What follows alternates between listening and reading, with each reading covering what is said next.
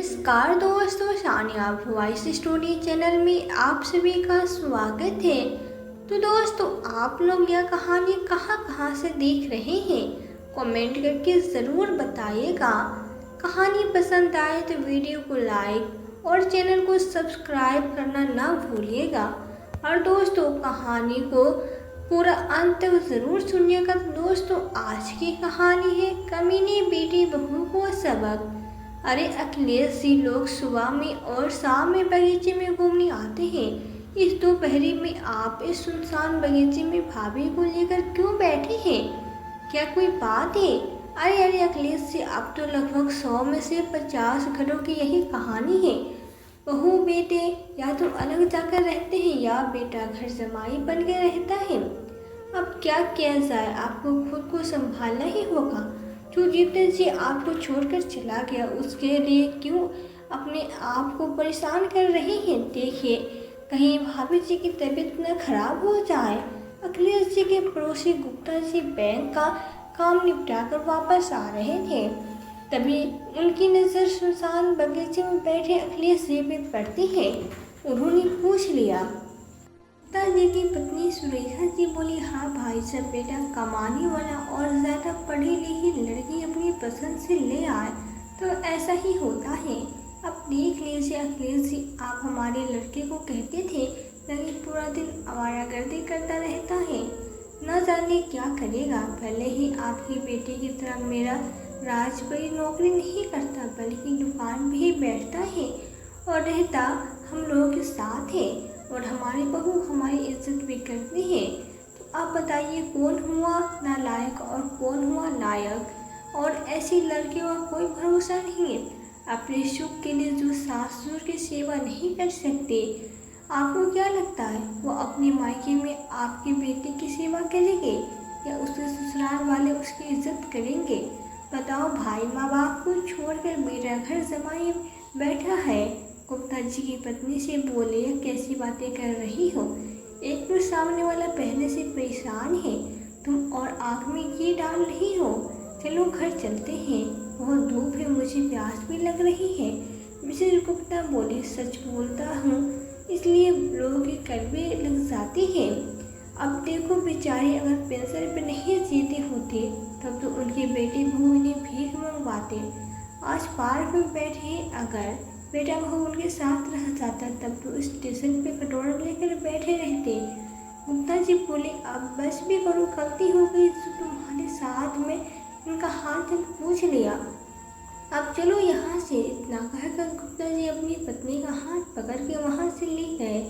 अनीता जी अपनी आंचल अखिलेश जी के सर पे रखते हुए बोली, सुनो जी, चलो अब चलते हैं, कहीं आपको लू ना लग जाए।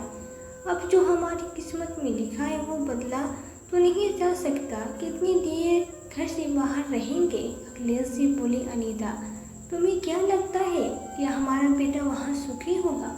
क्या मैं कोई कठोर कदम तो नहीं उठाया आया? अनीता जी बोली, आपने कुछ नहीं किया है, वो अपनी मर्जी से हमें छोड़कर गया है। आपने आपको दोष देना बंद कीजिए। बस भगवान से ही प्रार्थना करती हूँ मेरा बच्चा जहाँ रहे सुखी और स्वस्थ रहे। कहकर दोनों एक दूसरे का सहारा देते हुए अपने घर चले गए। सच कहते हैं लोग, माँ का दिन होने वाली वैशालियों को पहले ही भाप जाता है। इधर अनीता जी और अखिलेश जी अपने बेटे विकास की चिंता में दिन रात डूबे रहते हैं। अनीता जी ने मानो जीने की इच्छा ही छोड़ दी थी। उधर 2 दिनों से विकास बुखार में तड़प रहा था, पर उसके ससुराल में किसी को फुर्सत ही नहीं थी कि उसकी देखभाल करे। यहाँ तक कि उसकी पत्नी पूनम भी अपने किटी पार्टी और मौज मस्ती में इतनी व्यस्त रहती थी कि विकास को नौकरों के सहारे छोड़कर आज फिर किसी फंक्शन में चली गई थी। विकास को प्यास लगी थी, पर उसे नौकरों को आवाज़ देने की इच्छा नहीं हुई। उसका अंतःकरण शोक और निराशा से डूबा हुआ था। उसने सोचा भी नहीं था कि उसकी यह दुर्दशा हो जाएगी, पर अपनी स्थिति के लिए वो किसी दोस्त देता। घर जमाई बनकर ससुराल में रहने का उसका खुद का फैसला था, तो पत्नी को भी स्वार्थी कैसे कह सकता था, जबकि वो खुद अपने पिता की दुर्बलता को देखकर भी अब उनसे मुंह फेर आया था। परंतु ससुराल में आकर निरंतर सब मेरे द्वारा चला जा रहा था। इन सभी बातों को दोषी वो खुद ही था। बस एक गलत कदम और उसके जीवन की दिशा ही बदल गई थी। थोड़ी देर पहले विकास ने बड़ी प्रेम से अपनी पत्नी से कहा, सुनो मेरी तबीयत ठीक नहीं है, आज तुम कहीं मत जाओ।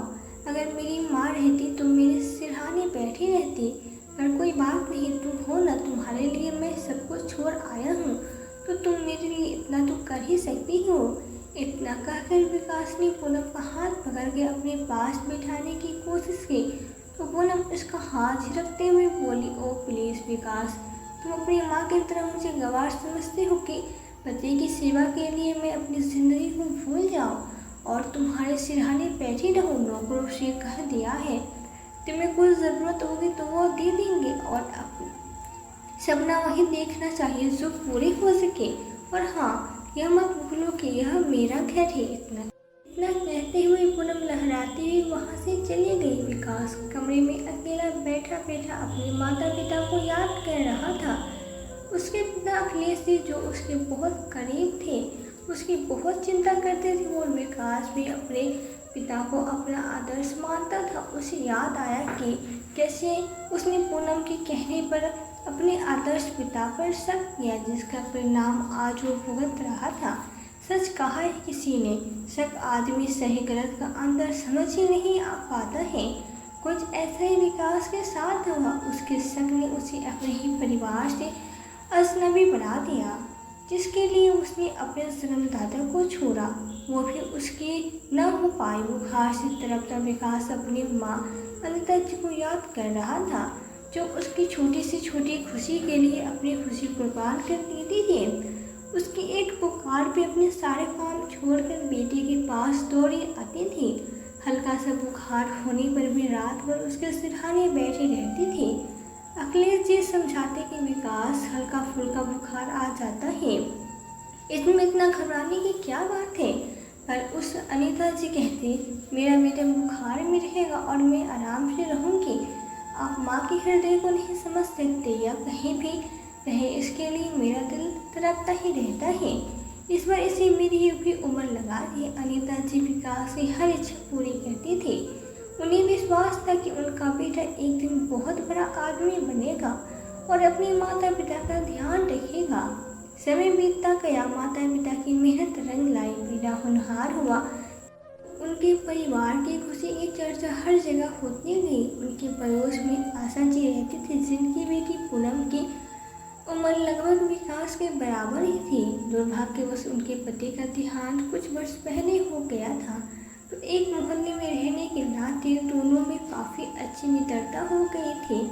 एक खाता पिता परिवार, कमाऊ लड़का तो हर लड़की के माँ बाप को अच्छा और लुभावना लगता है। तो बस आशा जी की नज़र विकास में आकर रुक गई।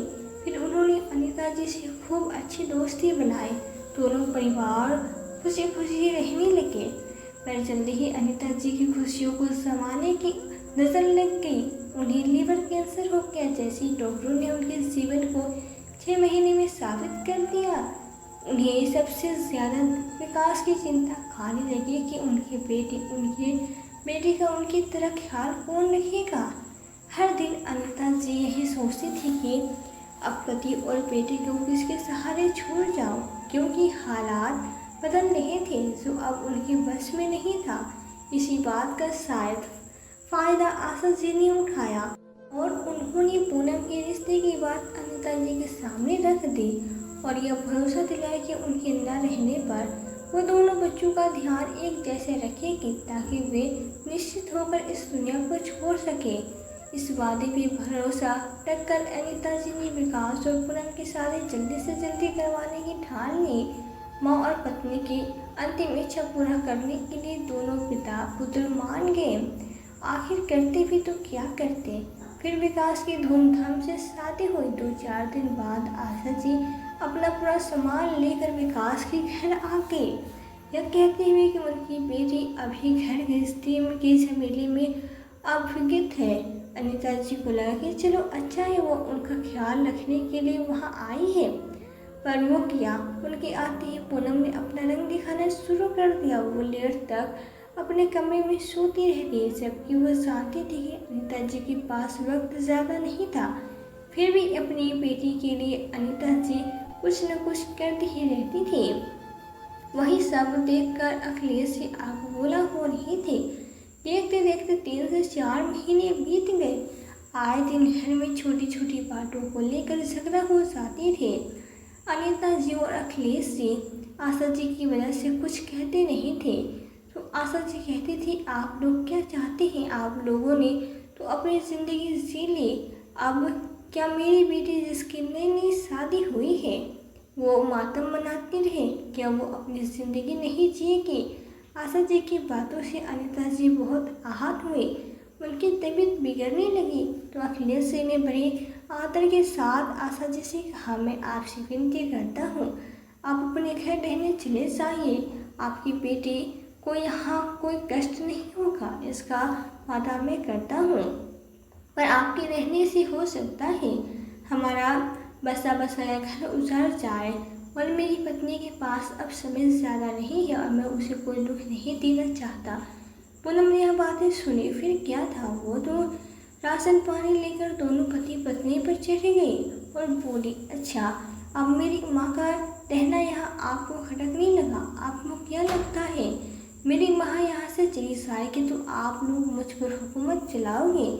भूल जाओ, मेरा पति कमाता है तब यह घर चलता है, तो आप लोगों के कहने से मैं नहीं चलने वाली। और हाँ, आप मम्मी से याद रखिएगा, ऐसा ना हो कि आपके मरने से पहले आपकी बेटी को यहाँ से लेकर मैं चली जाऊँ तो आपकी आत्मा यही भटकी रह जाएगी। तो खबरदार, जो मेरी माँ से अगर ऊंची आवाज़ से बात करने की किसी ने कोशिश भी की तो अचानक से पूनम देखा कि सामने से विकास आ रहा था। वो चुप हो गई। विकास बोला, क्या बात है? किस टॉपिक पर बात हो रही है? जो बाहर तक आवाज़ आ रही थी। अनीता जी बेटे से कुछ कहती उससे पहले ही पूनम कहने लगी, मैं आपके माता पिता को अपने माता पिता जैसा सम्मान देती हूँ, पर मेरी माँ का यहाँ सम्मान नहीं होता। क्यों? अब मुझसे बर्दाश्त नहीं होता है। आप अगर सही समझते हैं तो मैं अपनी माँ के साथ मायके चली जाती हूँ।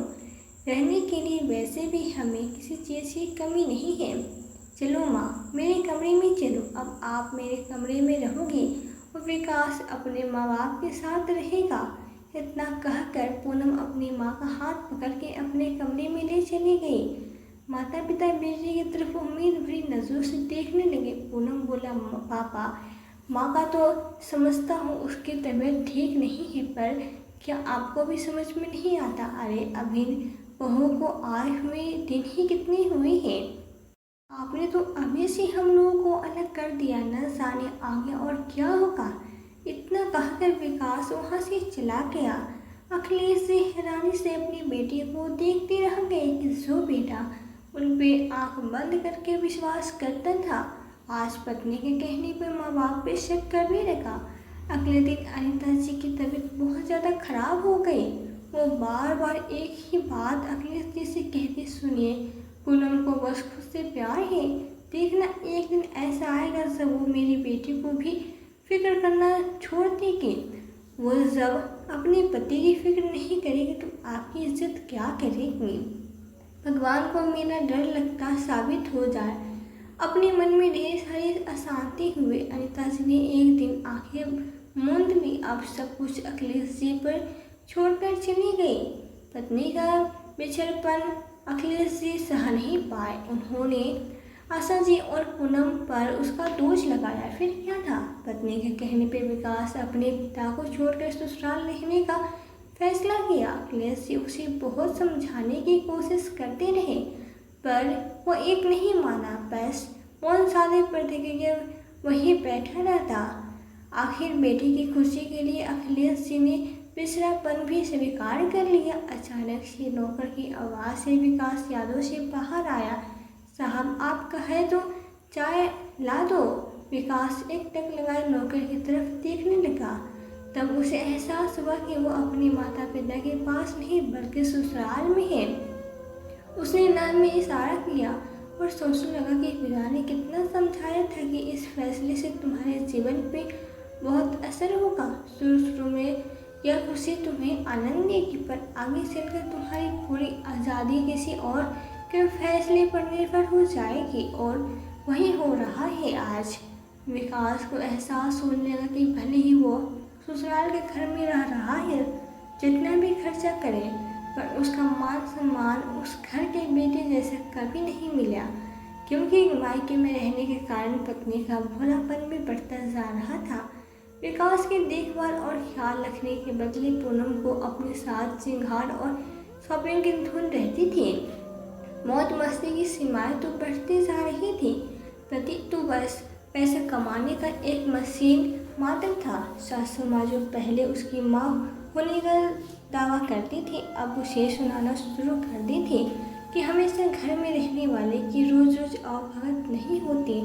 अचानक से विकास के मन में कुछ आया। अपनी माँ का प्यार उसे याद आने लगा, और वो विकास हो गया था। वो तुरंत उठकर कपड़े बदलकर और कुछ कपड़े बैग में डालकर अपनी गाड़ी निकाला और पिता के घर की तरफ रवाना हो गया। रात भर के सफर के बाद सुबह के उजाले में जब वह घर के समीप पहुंचा तो उसे ऐसा लगा जैसे वहाँ का कण कण उसे पुकार रहा है।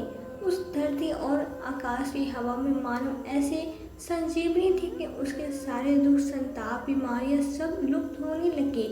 जैसे वो गाड़ी से निकला और अपने घर के गेट के सामने रुका, उसे एक एक चीज़ में उसकी माँ का प्यार और पिता का विश्वास नजर आने लगा। अन्याय से उसकी आंखें भर आई। गेट खोलकर अंदर गया तो सामने आराम कुर्सी पर अखिलेश से आंखें बंद करके मानो उसी का इंतजार कर रहे थे। अचानक से बेटे के पैरों की आहट सुनकर बोले, विकास तुम हो गया। विकास बोला, पापा आपको कैसे मालूम हुआ कि मैं आया हूँ? बेटे की आवाज़ सुनकर अखिलेश से चौंका उठे। सामने विकास को देख मानो हिल उठे, फिर उसे खींचकर सीने से लगाकर फूट फूट के रोने लगे और बोले, बेटा तुम आ गए। मुझे तो लगा शायद मैं तुम्हें एक आखिरी बार देख भी पाऊंगा कि नहीं। मैं सच कहता हूँ, मैंने आज तुम्हारी माँ ने कभी तुम्हारी पत्नी या सास के साथ कोई बुरा व्यवहार नहीं किया था। अनजाने में अगर कुछ कहा हो तो हमें माफ़ कर दो, पर मुझे छोड़कर मत जाना। तुम्हारी माँ के बाद एक तुम्हारा ही तो सहारा था।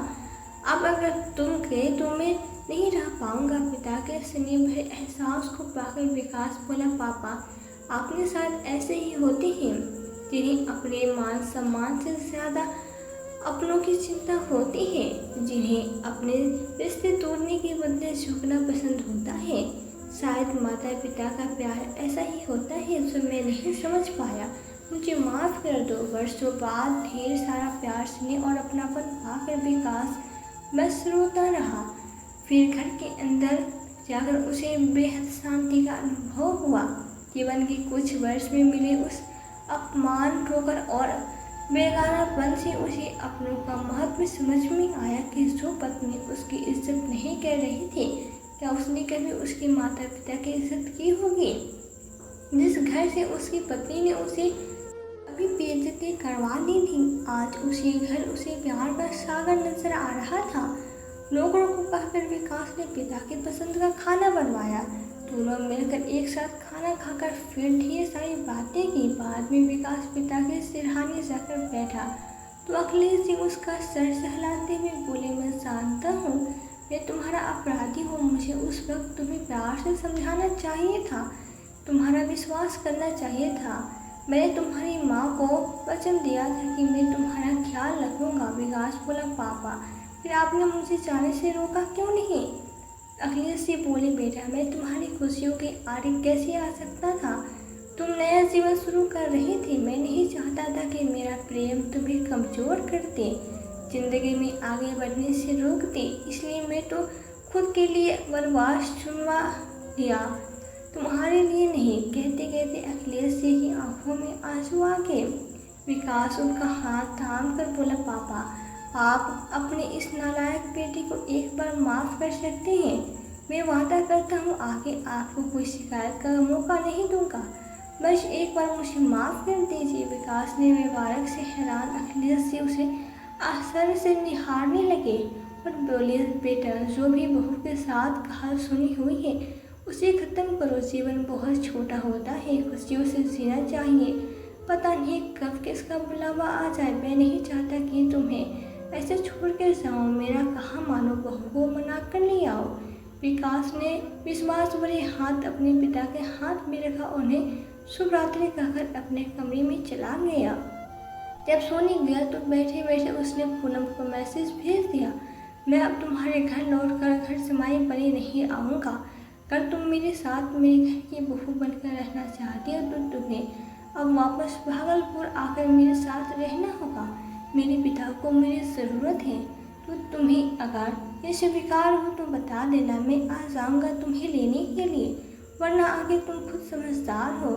आशा जी ने तो पूनम को बहुत बहकाने की कोशिश की, परंतु पूनम के पिता अखिलेश जी ने उसे उस रोज़ आशा जी को बहुत डांटा और बेटी से कहा, बेटी अपने जीवन को सजाना और या बिगाड़ना है, ये तुम्हारे हाथ में है। तुम्हारी माँ ने तो अपनी ज़िंदगी जी ली, ऐसा न हो कि इसके बहकावे में आकर तुम अपनी खुशहाल ज़िंदगी को बर्बाद कर दो। सोचो कितना पाप लगेगा तुम्हें। तुम दोनों की वजह से वो भली औरत इस दुनिया से चली गई। कहीं तुम्हारे ससुर को कुछ हो गया तो तुम्हारा पति तुम्हें जीवन पर माफ़ नहीं कर पाएगा। जाओ और उस भले मानव से माफ़ी मांग लो और अपनी गृहस्थी की एक नई शुरुआत करो। पिता की बात मानकर पूनम अगले ही दिन विकास को फ़ोन करके बोली, आपको आने की ज़रूरत नहीं, मैं खुद आ रही हूँ। आते ही पूनम अखिलेश जी के पैर पकड़कर फूट फूट के रोने लगी और माफ़ी मांगने लगी। अखिलेश जी ने एक पिता होने का फर्ज निभाया और उन्होंने पूनम को माफ़ कर दिया, यह कहते हुए कि अब यह घर और यहाँ की एक चीज़ तुम्हारी है, तो तुम अपना घर संभालो। पूनम ने विकास से भी माफ़ी मांगी। विकास बोला, इस गलती की तुम अकेली भागीदारी नहीं हो, मैं भी उतना ही दोषी हूँ, तो अब हमें मिलकर ही सब कुछ ठीक करना होगा। और सभी लोग खुशी खुशी अपने घरों में रहने लगे। तो दोस्तों, उम्मीद करती हूँ आपको कहानी पसंद आई होगी। कहानी पसंद आए तो वीडियो को लाइक करें और सानिया वॉइस स्टोरी चैनल को सब्सक्राइब करके बेल आइकन घंटी ज़रूर दबा दें। कहानी को पूरा देखने और सुनने के लिए दिल से धन्यवाद। मिलती हूँ एक और नई कहानी के साथ। अपना ख्याल रखें। धन्यवाद।